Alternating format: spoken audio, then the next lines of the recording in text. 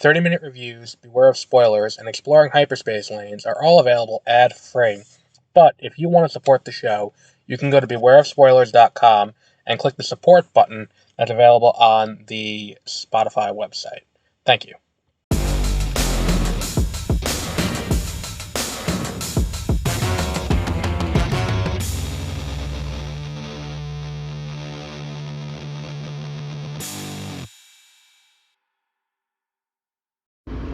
Welcome to Beware of Spoilers. I am Adam. Finally getting around to talk about Avatar: The Last Airbender, the live-action remake of the animated show. If you missed, I did put up a editorial on mwpnews.com where I talk about my thoughts after the first episode. And I think that, I'm watching the show, and I got through episode 3, not 4.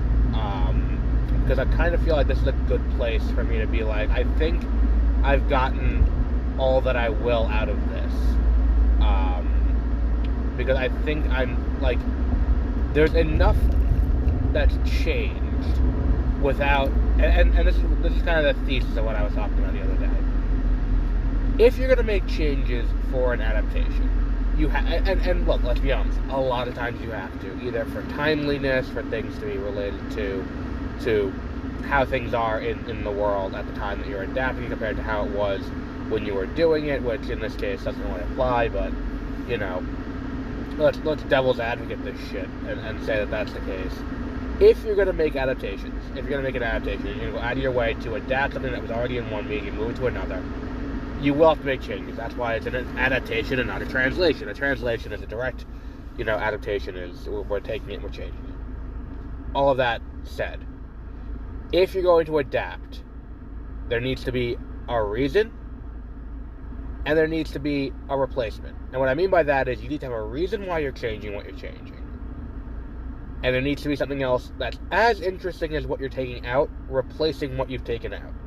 And if you're not doing that, you're going to end up with a product that is going to question why you're doing this in the first place. Why are you investing the $200 million to do this in the first place?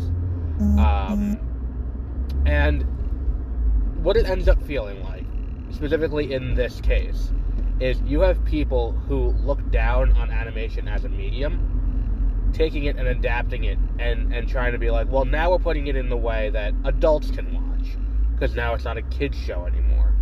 And that's how this whole experiment kind of feels, unfortunately. We've talked about changing Sokka. We're not going to harp on changing Sokka too much. I think that that's the least of it. And I saw a lot of people shitting on the Kyoshi Warriors episode. Again, I think that's also not the biggest issue on the planet. What the Kyoshi Warriors episode made me question, though, is why didn't they just do a Kyoshi show? Like a live action. Like, if you wanted to do this, do an adaptation of the Kyoshi book, and then be like, okay, well, here we go. It was a comic, not a book. Oh no, it was a book. Do an adaptation of that and be like, look, we're doing something different in live action. It could be cool. Because it's obvious from that second episode and the way they do the Kyoshi episode that the writers saw that episode and that was like, this is why we need to do this. But at that point, why not just adapt the Kyoshi origin story, the Kyoshi storyline from that comic? And it's like, I don't understand that decision at all. Because it's obvious what they love. You can watch it and you can tell where the love is and where it's not. And that's kind of the issue that I have with a lot of this show. And then we get to, the biggest change that I think is the issue. And I think that this is something that I was thinking about as I was watching episode of the Masters of the Air, is as Americans, we have a fascination with fascism. Not just in wanting to replicate it in America, which apparently is the case from looking broadly at the state of the country recently. Not just in that, but in this idea that, we can look at other places that did fascism and see that's bad, and we're going to stop that. But we want to do a light version of that here. And that's kind of what my issue with this show the Fire Nation in the original show was not fascist. And that's a big difference from how it's portrayed here. The portrayal of the Fire Nation here is a very, we're taking over the world because we want to control everything. I want to be the conqueror who rules everything. And that's not what the Fire Nation was.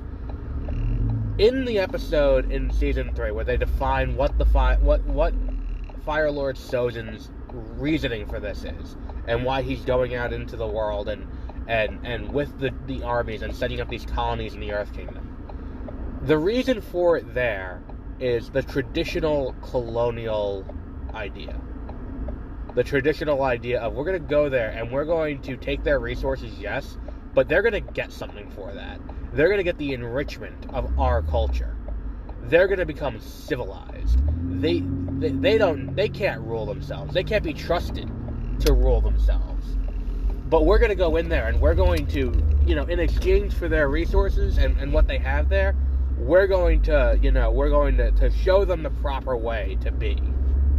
And that's what the Fire Nation was meant to be. And the reason why that was so impactful was because by the time that episode aired in 2007, 2008, we were already so deeply involved in the Iraq War and the war in Afghanistan and all of these things that it became a reflection on America. It became oh shit, they're talking about us. And this is something that I would be in like 7th, 8th grade and be like, oh shit, they're talking about us. Because you hear the talking points where it's like, oh, we want to, we're just trying to help them. That's what this is. We're getting something out of it, of course. It's not purely altruistic, but we're helping them. They need us. Otherwise, look at what they would be doing without us. And that's exactly what the Fire Nation's doing. The way it's defined here, and the way you can tell, there's one very easy way to tell the difference between this. It's the way the people of Fire Nation are personified early in episode 3.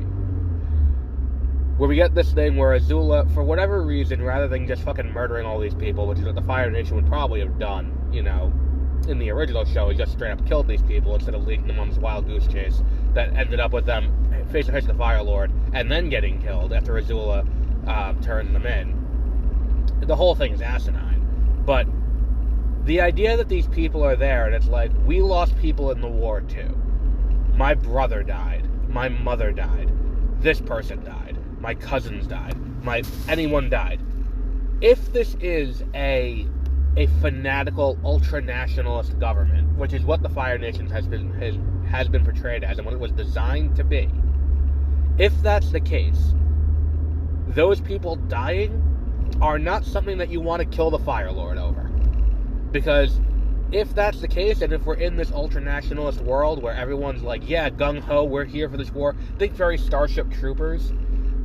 If that's where we are, and that's what this story is meant to be, those people dying is an honor for them. Yes, they died and that's sad, but they died in the line of duty doing what they thought was right for their country. So their siblings, their parents, their kids, their wives, their husbands, whatever, them doing their death, it was in the service of a greater good that they did the right thing in doing. So they would not want to go and kill the Fire Lord. And that right there was the point where I was like, and before that you get a few things, like, the whole thing with, like, the air nomads are going to send people to help fight the Fire Nation and all that. And there are other opportunities where I'm like, you guys don't understand what this is, do you? Like, you don't understand what you have here. So, all that said, when I was watching this, like, that was another point where I was like, this is something where you fundamentally misunderstand what this show is.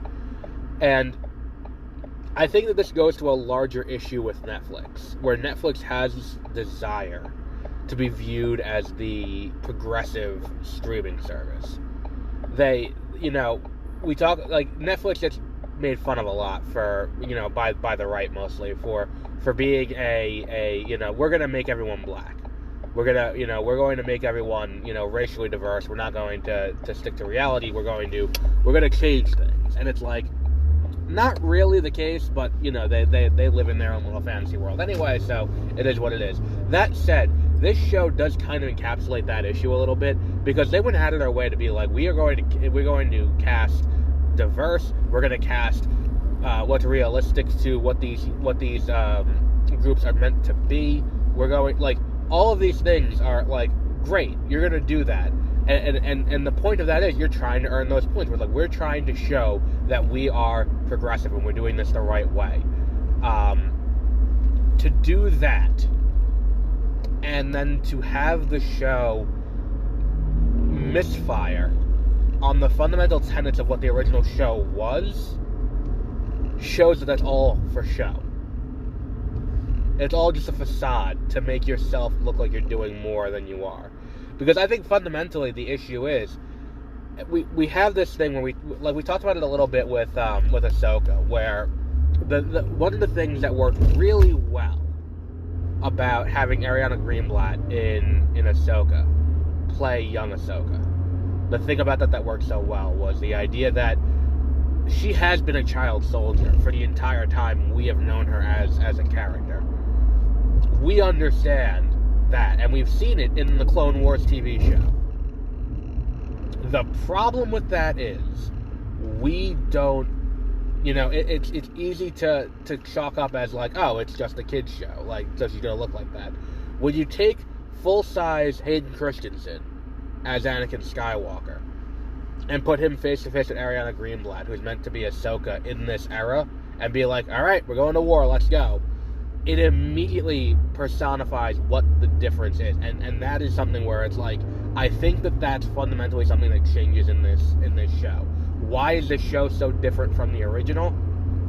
Well, because they if you personify it in real life, it suddenly becomes real in a way that animation people are easy to dismiss, and that's where they chickened out. They were like, look, we want to tell this story, but we don't want to tell all of this story. Which is kind of why I go back to, why wouldn't you do the Kyoshi story? Because the Kyoshi story is, you know, you get to tell stories in the world of Avatar, you get to use the bending, you get to ground up create what the aesthetic of that era looked like, because it's about 200 years before Aang. So you get to build that out and be like, this is what this is going to look like. Like, and then you get to tell the story with, like, this unambiguously bad guy that's not meant to reflect on the viewing public watching the show. That's the, like, if you want to tell this story, tell the story. If you don't want to tell the story, tell a different story. And there's plenty of room around to tell a different story in this world. For whatever reason, they just opted to do the one we had already seen, and did it in the most milquetoast and watered down way possible, because apparently in 2005, when this show came out, it had the teeth were too big, and they need to dull them a little bit.